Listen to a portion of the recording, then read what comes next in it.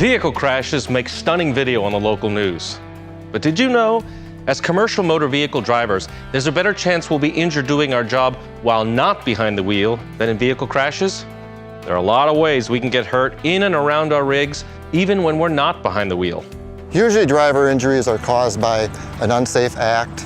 It can be environmental, not being aware of slippery areas around your truck. It can be poor judgment at the time of the delivery, and it can also be, it could be something that's unforeseen, but generally it's usually something that it was a decision before the accident happened that caused it. That's right. It's the unsafe acts around the rig when doing inspections, making a delivery, or doing the routine tasks outside of the driver's seat that are more likely to lead to injuries than virtually anything we do behind the wheel. The process for safely getting into and out of the tractor is pretty simple, but that doesn't mean you can't get into trouble. Most driver injuries are caused by unsafe acts, slips and falls from the drivers, bad judgment on entering and exiting the cabs of the trucks. Not having 3 points of contact is the biggest one, especially in the wintertime. You have ice on your stairs. You can have wet feet from walking across the grass, so definitely your 3 points of contact is your best way to enter and exit a truck. Carl Pinter is the CMV Program Director and instructor at Chippewa Valley Technical College. He'll take us through the proper way to climb up into the cab safely using 3 points of contact. Some of the most common injuries entering and exiting your rig are slips, trips, and falls. Place any loose objects you may have on your seat. Use 3 points of contact when entering the vehicle. Hand on the door, hand on the grab rail, one on the step. As we climb up, we're going to take to the next step, grab the next handrail, and enter into the vehicle.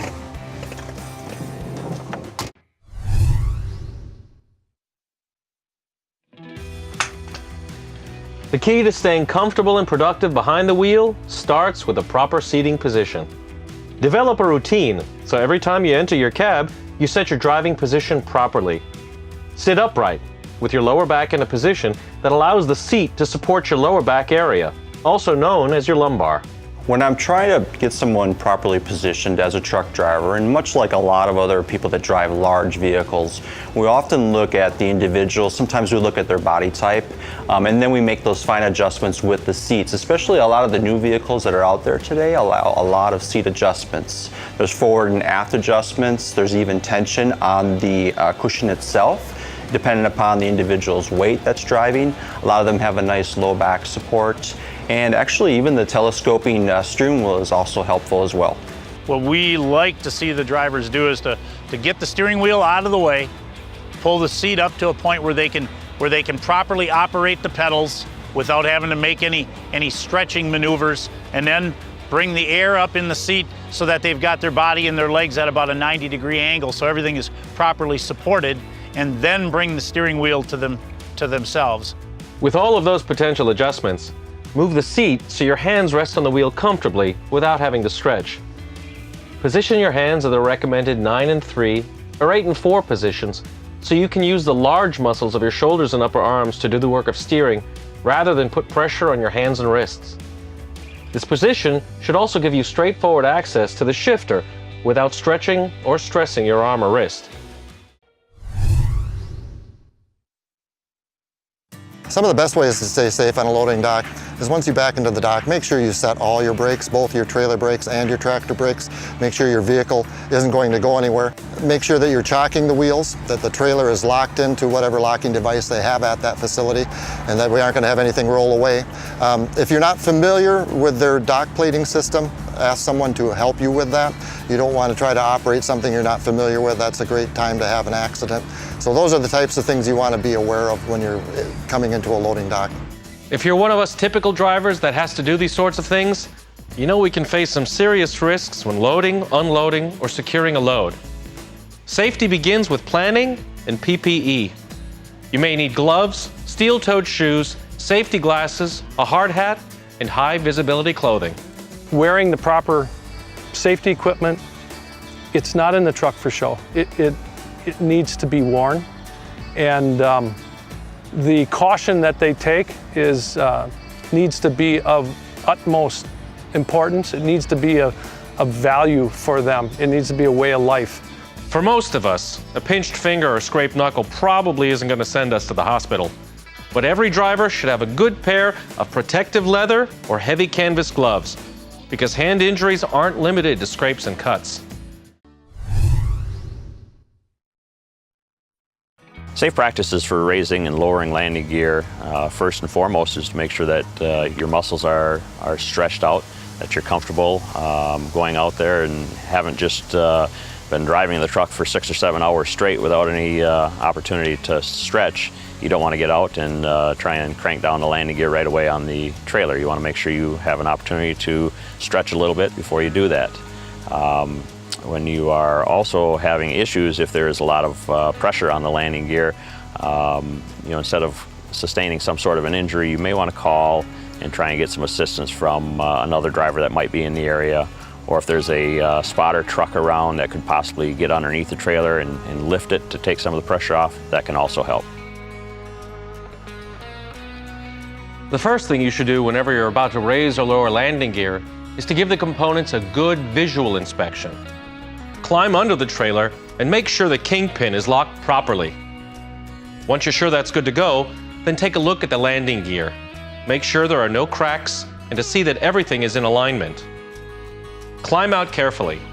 Now grab the crank handle and put it into low gear. Stand facing the front or back of the rig. Place your feet roughly shoulder width apart. Use both hands and crank until the weight is on the tractor. Once the load is off the landing gear, you can shift into high gear. Face the trailer, keep your feet apart, and place one hand on the trailer for stability. Now crank the landing gear up completely. Don't spin the handle quickly. You could end up striking yourself in the jaw, or worse. Heat can cause a lot of injuries as far as dehydration, that type of stuff when you're working outside, securing loads and that kind of stuff. You can be working on that load for a long time and get pretty dehydrated pretty fast working up a sweat. Jeff's right. Dehydration can be trouble for drivers. Another issue can present itself quickly: heat illness. Heat illness usually leads first to muscle cramps, but if that's not treated, it can lead to heat exhaustion. Symptoms of heat exhaustion include sweating, fatigue, lightheadedness, nausea, or vomiting. For drivers, the best way to manage heat properly, most importantly, is proper hydration. You want to drink plenty of fluids, waters, sport drinks. Try and stay away from the drinks with a lot of sugar content. They don't help the body at all. The other thing is your proper clothing. You want to stay away from your cotton materials. They don't allow the body to breathe. All kinds of different materials out there nowadays that will help the driver maintain his body temperature and proper, so you're not sweating. It wicks the sweat away and allows you to maintain that body temperature where it should be. Should heat exhaustion be left untreated, it can lead to heat stroke, which can tack on symptoms like confusion, agitation, and seizures.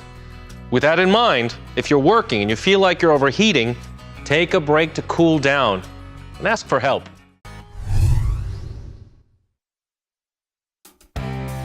Thankfully, few of us will experience a vehicle crash. However, statistics indicate that many more of us will miss work due to a non-driving on-the-job injury. Making it home safely and injury-free is more often a result of our choices than some random sequence of events. Take your time, make good choices, get home safely. Don't hurry. When you hurry too much, that's when you're going to get injured. Don't overload your cart. If you have to take an extra trip to make the delivery, take that extra trip. 10 minutes, 15 minutes at the end of the day isn't going to change your life, but making an unsafe decision could change it forever. Forever is a long time. Decisions we make now can have negative repercussions down the road. Even if we don't suffer an immediate injury from unsafe work habits, chances are good we'll suffer later in life. Poor lifting technique or the cumulative impact of jumping out or off of trucks could lead to back or joint problems long after retirement. Make a personal commitment to recognizing risks. Adopting safe practices is the best protection for preventing injuries today and avoiding the long-term consequences of unsafe work habits in the future. Safe work habits will keep each of us out of the hospital and on the road.